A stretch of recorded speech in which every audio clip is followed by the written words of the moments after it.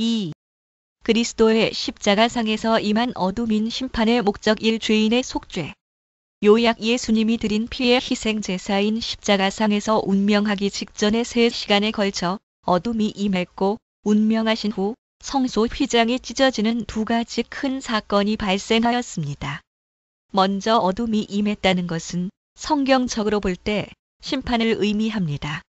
이 심판은 크게 3가지 목적이 있는데 본과에서는 첫 번째 목적인 전혀 죄가 없으신 예수님이 우리 모두의 죄를 대신하여 죽으신 대속을 이루어 우리의 죄를 속죄하신 내용을 자세히 다루고 있습니다. 예수님은 구약에서 예표된 그대로 유월절 어린 양으로 그 피를 흘리셔서 대속의 죽음으로 죄인의 속죄를 위해 심판을 받으셨습니다.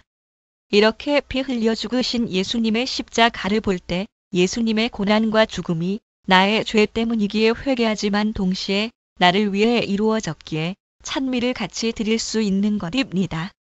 본과를 묵상하면서 가져야 할 관점과 묵상 후 나눌 내용은 하나님과 예수 그리스도에 대하여 새롭게 알게 된 것은 무엇인가? 십자가상에서 임한 어둠인 심판의 첫 번째 목적은 무엇이며 그 의미는 본과를 마친 후 받은 은혜를 나누고 이 은혜가 그리스도의 복음 위에 임하는 성령 충만의 권능으로 자신의 믿음과 순종으로 이어지기를 기도하기 바랍니다.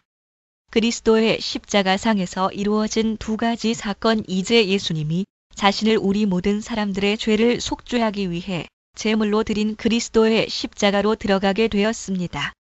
이 그리스도의 십자가로 이룬 성취는 가장 중요한 죄 사함을 포함하여 보다 넓은 의미를 가지고 있습니다. 마태복음 27:4-5에 5-1을 보겠습니다.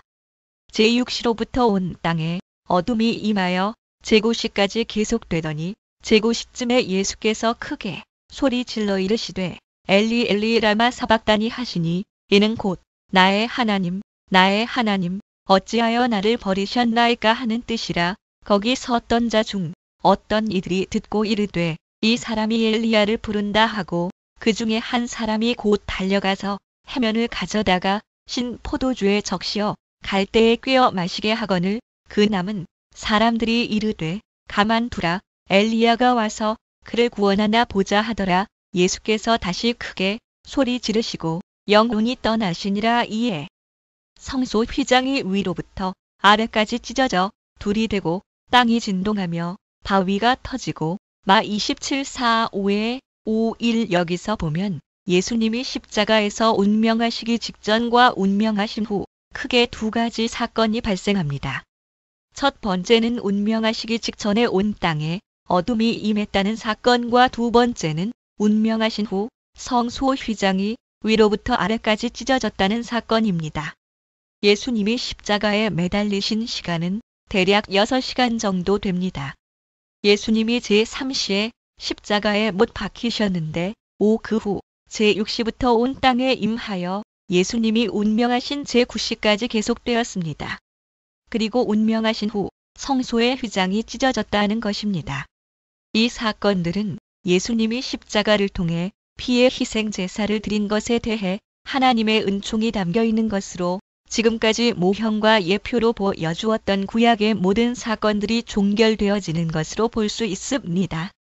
어둠이 임한 것은 하나님의 초자연적인 간섭. 그러면 온 땅에 어둠이 임했다는 것이 무슨 대단한 것이냐 이렇게 생각할 수가 있습니다. 가끔 어둠이 임하는 일식이 있습니다.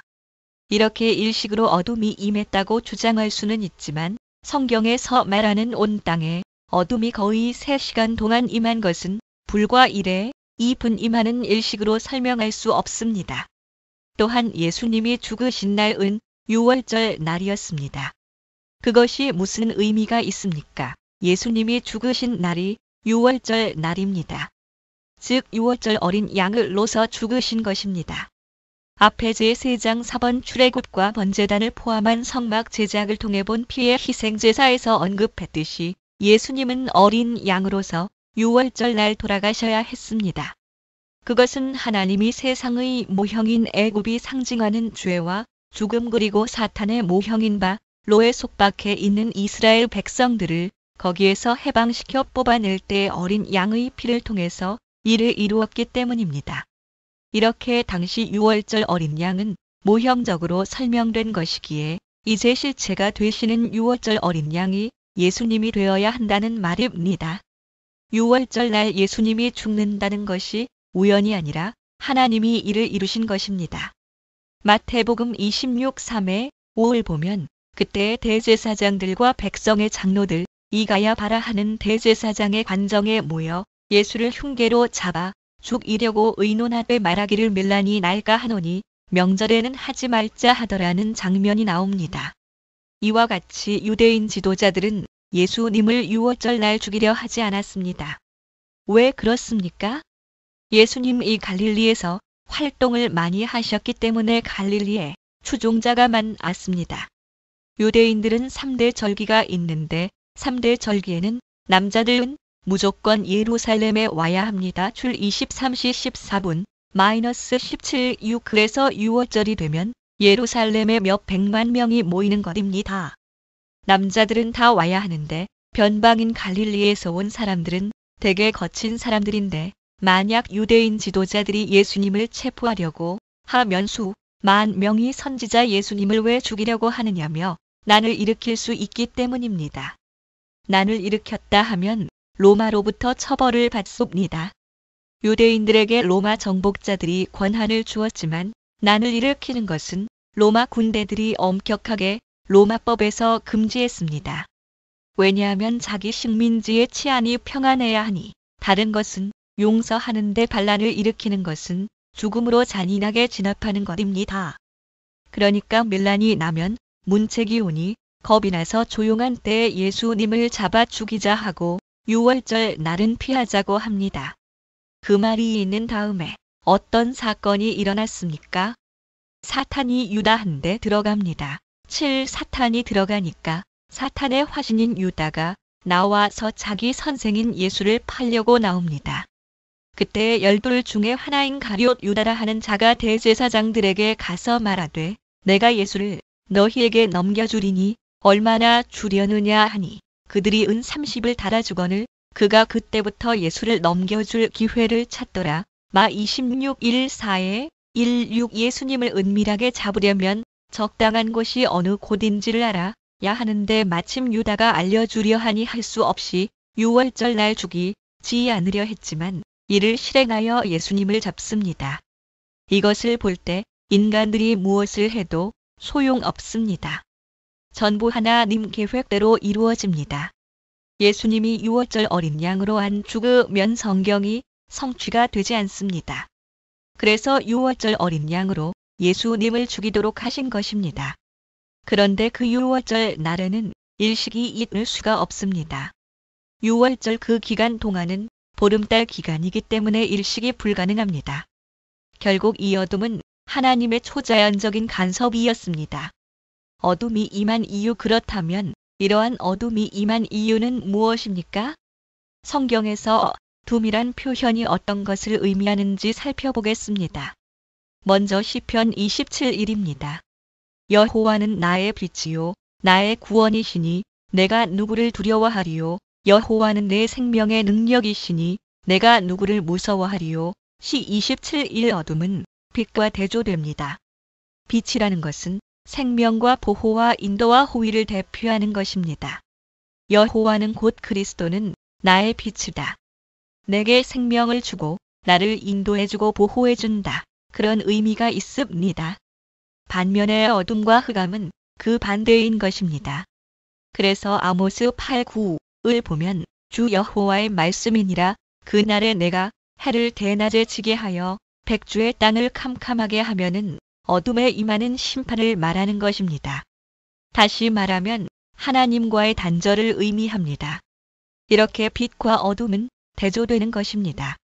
어둠이 3시간 동안 내렸다는 것은 심상치 않은 심판과 역사가 있다는 것입니다. 결론적으로 출애굽기 10시 21분 -23을 보겠습니다. 여기에서 아주 확실하게 어둠, 흑암이 무엇을 의미하는지를 정확하게 말하고 있습니다. 여호와께서 모세에게 이르시되 하늘을 향하여 내 손을 내밀어 애굽 땅 위에 흑암이 있게 하라. 곧 어둠을 만한 흑암이리라. 모세가 하늘을 향하여 손을 내밀매 캄캄한 흑암이 3일 동안 애굽 온 땅에 있어서 그 동안은 사람들이 서로 볼 수 없으며 자기 처소에서 일어나는 자가 없으되온 이스라엘 자손들이 거주하는 곳에는 빛이 있었더라. 출 10시 21분 -23. 여기서도 빛과 어둠을 대조하고 있습니다. 이스라엘 백성은 고센 땅에 있었는데 이 고센 땅에는 빛이 있었는데 고센 땅을 제외한 모든 애굽 땅에는 흑암이 있었습니다. 앞서 언급한 이스라엘 백성들을 애굽에서 나오게 하기 위한 9번째 재앙이었습니다.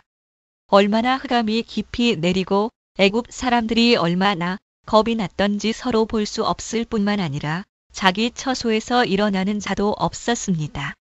그런데 이스라엘 자손들이 거주하는 곳에는 빛이 있었습니다.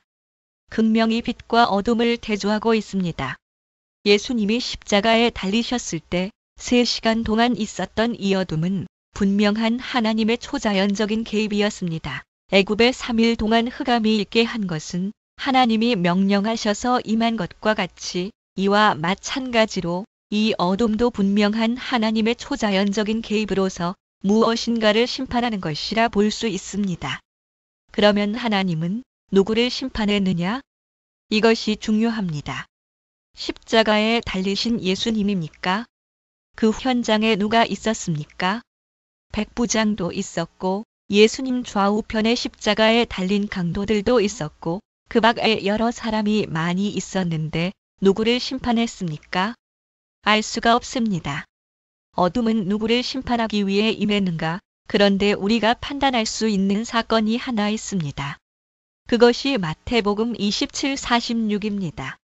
제9시쯤에 예수께서 크게 소리 질러 이르시되 엘리 엘리 라마 사박다니 하시니 이는 곧 나의 하나님 어찌하여 나를 버리셨나이까 하는 뜻이라. 마 27:46. 예수님이 십자가에서 운명하시면서 엘리 엘리 라마 사박다니 하시면서 하나님이 자기를 버렸다고 말씀하셨습니다.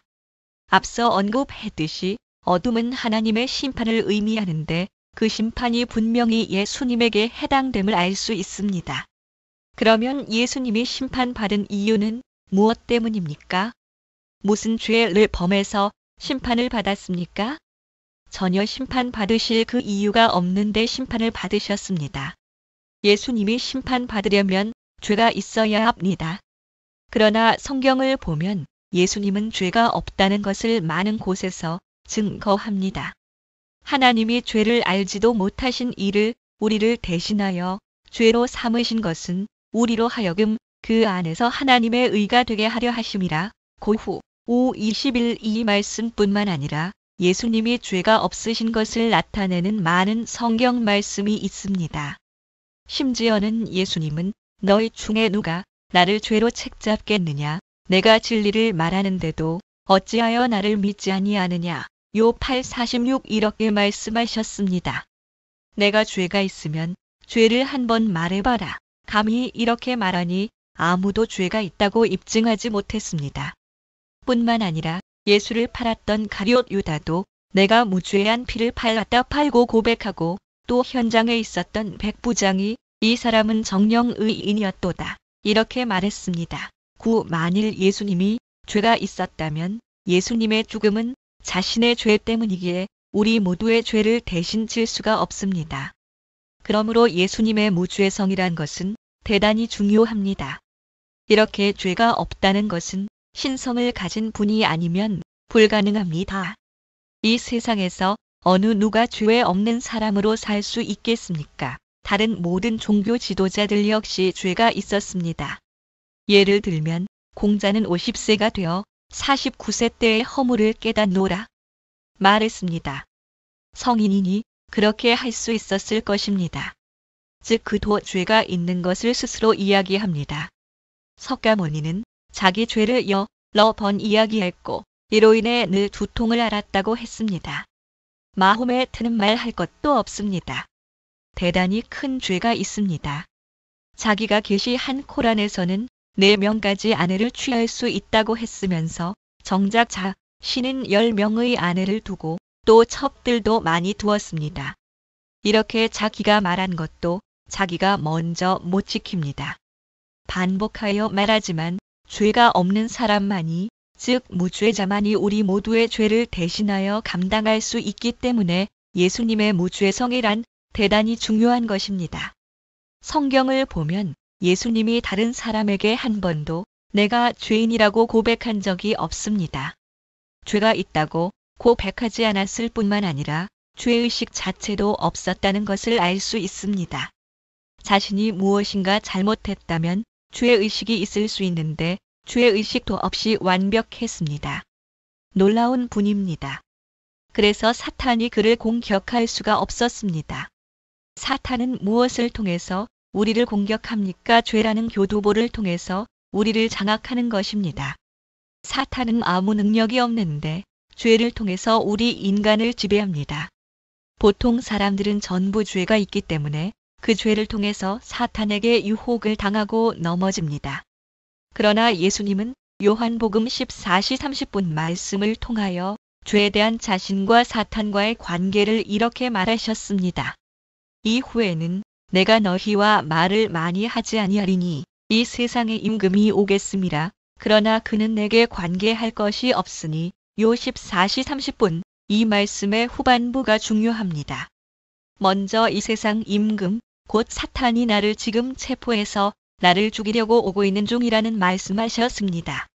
이 장면은 요한복음 1:4에 1:6장 전체가 예수님의 마지막 고별 설교인데 그 중에 하신 말씀입니다. 예수님은 선지자로서 이러한 설교를 마치시고 이제 제사장으로서 17장의 기도를 하신 후 그 다음에 18일의 왕으로서 사탄과 싸우러 겟세마네 동산에 들어 가셨습니다. 지금 마지막 고별 설교를 하시는데 사탄이 오고 있습니다. 겟세마네 동산에서 몇 시간 후에는 사탄과 만나는데 예수님은 그 사탄은 나하고 관계할 것이 없다고 말씀하시는 것입니다. 이 말은 예수님은 완벽한 무죄자이기 때문에 사탄이 와가지고 흥정하고 흔들 아무런 근거가 없다는 말입니다. 이렇게 예수님에게는 사탄과 관계할 죄의 교두보가 없는 것입니다. 모든 죄의 근원이 무엇입니까? 그것은 불신앙입니다. 불신앙이 죄의 뿌리입니다. 여러분이 무엇을 잘못했다 하는 것이 모두 근본적으로 전부 이 불신앙 때문에 죄가 이루어진 것입니다.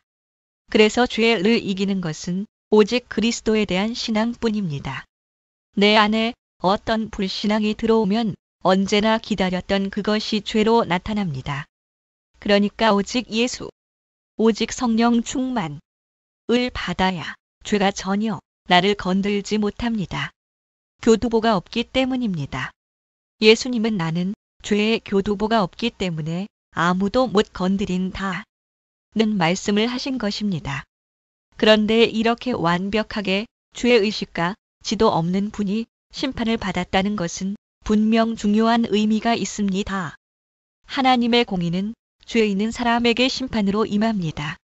하나님과 죄는 상극상극인 것입니다. 하나님은 죄와 같이 공존할 수가 없기 때문에 죄를 심판하십니다. 그런데 앞에서 언급했듯 이 예수님이 십자가에서 운명하시기 전에 나의 하나님, 나의 하나님, 어찌하여 나를 버리셨나이까? 마 27:46 이렇게 말씀하신 것을 볼 때 분명 하나님은 예수님을 심판하시는 것이 틀림없습니다. 예수님은 죄가 없는 분이신데 심판을 받았을 때 그러한 심판을 하는 목적이 무엇인가 하는 것을 아는 것이 매우 중요합니다. 어둠이 상징하는 예수님을 심판한 목적, 이렇게 죄 없는 예수님이 심판을 받으셨는데 이 심판의 목적은 무엇입니까? 하나님이 왜 심판하셨느냐 하는 것이 핵심인 것입니다. 여러분들은 아마 우리가 마땅히 우리의 죄로 말미암아 심판을 받아야 하는데 무죄하신 예수님이 대신 심판을 받았다는 결론을 알고 계실 것입니다. 베드로전서 2:24을 보겠습니다. 친히 나무에 달려 그 몸으로 우리 죄를 담당하셨으니 이는 우리로 죄에 대하여 죽고 의에 대하여 살게 하려 하심이라. 그가 채찍에 맞음으로 너희는 나음을 얻었나니. 베전 2:24 이 말씀과 같이 분명히 예수님의 십자가에서의 심판 받으심은 우리 죄를 담당하시기 위함이었습니다. 갈라디아서 3:13에서는 더 자세한 의미를 말씀하고 있습니다. 그리스도께서 우리를 위하여 저주를 받은 바 되사 율법의 저주에서 우리를 속량하셨으니 기록된 바 나무에 달린 자마다 저주 아래에 있는 자라 하였음이라. 갈 3:13 예수님은 우리를 대신해서 저주의 심판을 받으신 것입니다. 이와 같이 예수님이 심판받으신 첫 번째 목적은 죄인의 구원을 위한 대신 죽으신 속죄인 것입니다. 죄 문제의 해결이야말로 가장 중요한 것입니다. 그래서 여러분들이 이 속죄함 받은 것을 신앙고 백으로 하는 것입니다. 이 대속의 형벌이 얼마나 중요하고 예수님의 지상사역의 핵심이라고 앞에서 여러 번 강조했습니다. 이것을 어떤 형태로든 약화시키고자 하려는 것은 대단히 약한 신학자들의 행동입니다. 이들은 자신들의 신앙을 고백을 할 때 가장 중요한 이 속죄를 희생 제사 대신 다른 것으로 대체합니다. 예를 들면 화목한다 하여 인간과 인간 상호 간의 화목, 또 인간과 자연 간의 화목, 이런 식으로 바꾸어서 개인 구원에 관한 것을 약화시켜버리고 더 나아가서는 사회적인 구원, 소위 말해서 사회복음이란 말을 사용합니다. 이런 식으로 복음의 본질을 왜곡하려는 무서운 세력들이 있습니다. 그러나 구원 중에서도 가장 중요한 것이 형벌에서 대속되는 게이니 구원을 받는 것입니다. 이 기초 위에 소위 그들이 말하는 사회복음이나 사회구원이 뒤따르는 것입니다. 가장 중요한 우선은 칭의가 기초입니다. 죄 사함을 받아야 합니다. 그런 다음에 박애자로서 사회에 선한 행동을 하여야 합니다. 이 죄 사함을 주는 그리스도의 대속을 약화시켜서는 안 됩니다. 대부분 보수적인 교회에서는 이 부분을 대단히 강조합니다. 대속, 우리 죄를 대속했다. 제사장으로서 우리 주님이 대신 자신의 죽음으로 값을 치러 이 대속을 완성했다 해서 이것을 대단히 강조합니다.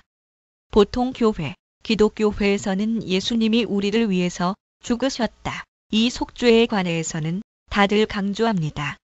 반면에 자유주의적인 성격을 갖고 있는 교회들은 사회적인 구원을 십자가에서 하나님이 보여주신 사랑을 근거로 강조합니다. 또 어떤 특정한 교회에서는 이제 십자가상에서의 예수님의 피로 흑암 세력을 정복한다 해서 무슨 현상이든 마귀의 역사로 간주해 축귀를 강조하는 극단적인 성향을 가지기도 합니다. 이에 대한 균형된 바른 견해를 가지는 것이 중요합니다. 그리스도의 십자가를 통한 성취를 죄인의 속죄에 이어 계속해서 살펴볼 것입니다. 십자가에 달리신 예수님을 보는 두 가지 관점. 우리는 십자가에서 예수님이 피 흘려 죽어가면서 고난을 당하고 계시는데 그것을 찬양합니다. 이상하지 않습니까? 이것을 생각해 보셨습니까? 지금 십자가에 달리셔서 피를 흘리고 계시는데 좋다고 찬송한다는 것이 이상하지 않습니까? 이상할 수도 있습니다. 왜 찬양할 수 있는지 설명해 보겠습니다. 그리스도의 십자가는 분명 우리에 의해서 이루어진 것입니다. 우리의 죄 때문에 그리스도의 십자가가 이루어진 것이기 때문에 우리는 십자가 앞에서 나 때문에 십자가의 사건이 일어났다는 것을 생각하며 회개해야 할 것입니다. 그러나 그리스도의 십자가가 나 때문에 이루어진 것뿐만 아니라 동시에 나를 위해서 이루어졌다는 것입니다. 나를 위해서 이루어진 사건이라는 말입니다. 나를 대속해서 나를 생명의 구주되 신 그리스도와 연합시키기 위해서 이를 통해 하나님께 나아가는 길을 만들기 위해서 십자가가 이루어졌기에 그것은 찬미의 대상입니다. 찬양과 경배로 우리를 이끄는 것입니다. 십자가 앞에 눈물을 흘리며 회개하다가도 찬미도 하는 이 두 가지가 사실은 잘 조화가 되어야 합니다.